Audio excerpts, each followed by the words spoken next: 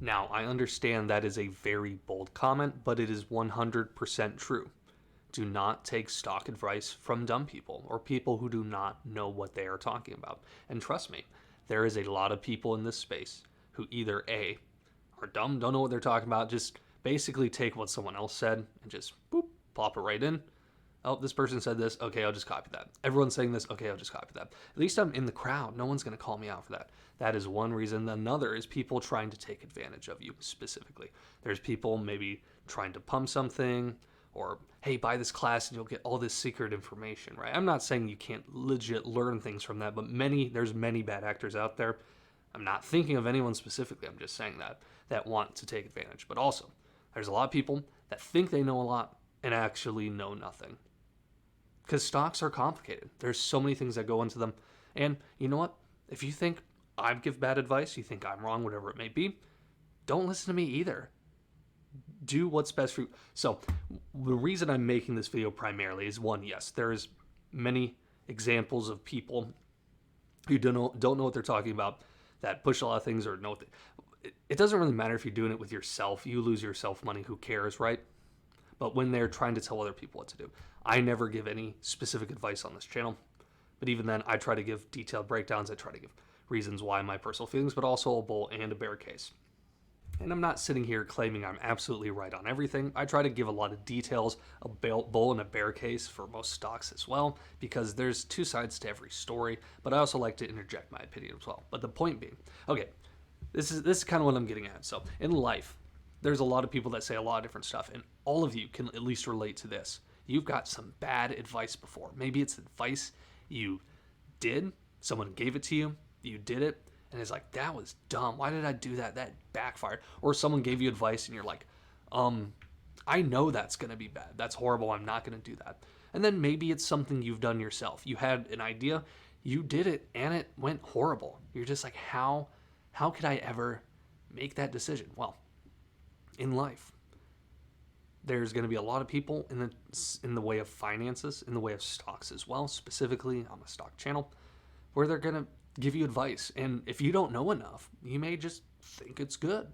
Same thing for me. I hope all of you are educated enough and do your own research enough and get to a point where if I was to say something, I was to point something out, oh, Qualcomm, their PE is super high right now. It's 18.5.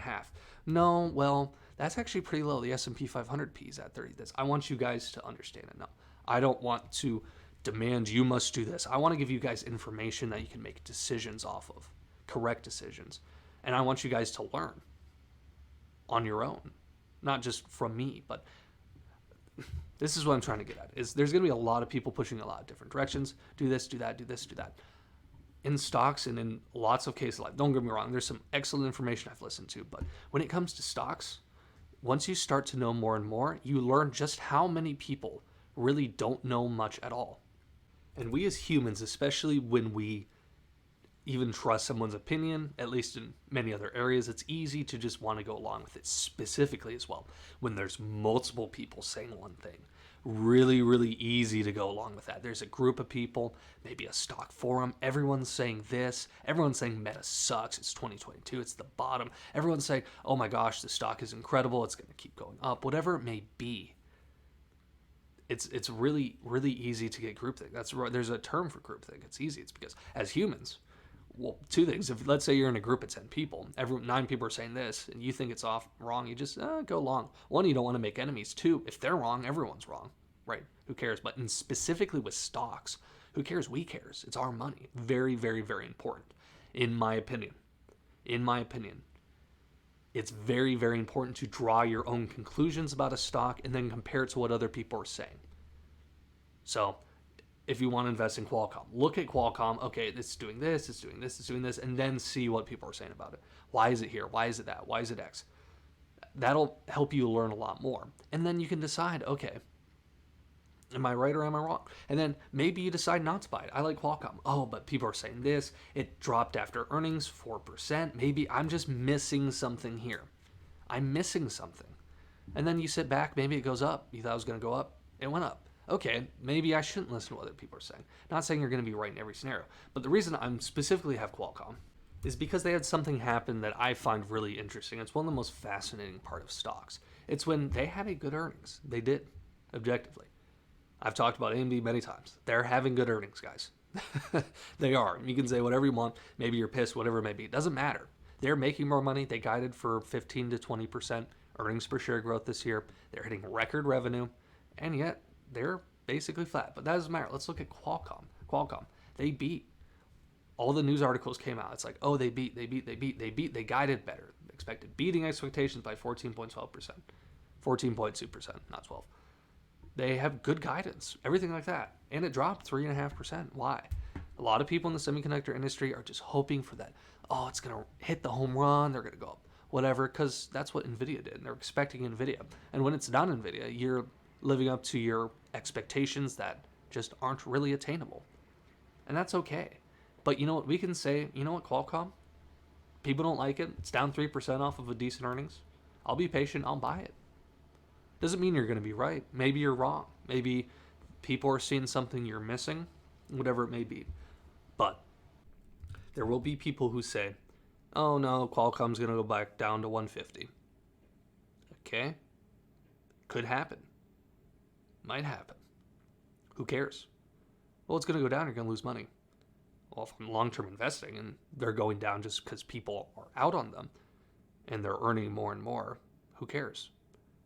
Well, wouldn't you want that money growing? Yeah, but you don't know how stocks are going to perform short term. Well, this one's going up.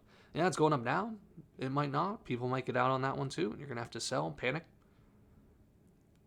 Day to day, as long-term investors, ignore the day to day, unless it's like the company's actually earning less. Qualcomm beat 14%. Had good guidance. Didn't wow people. Some markets this would have. It didn't in this one. It's down 4%. Who cares?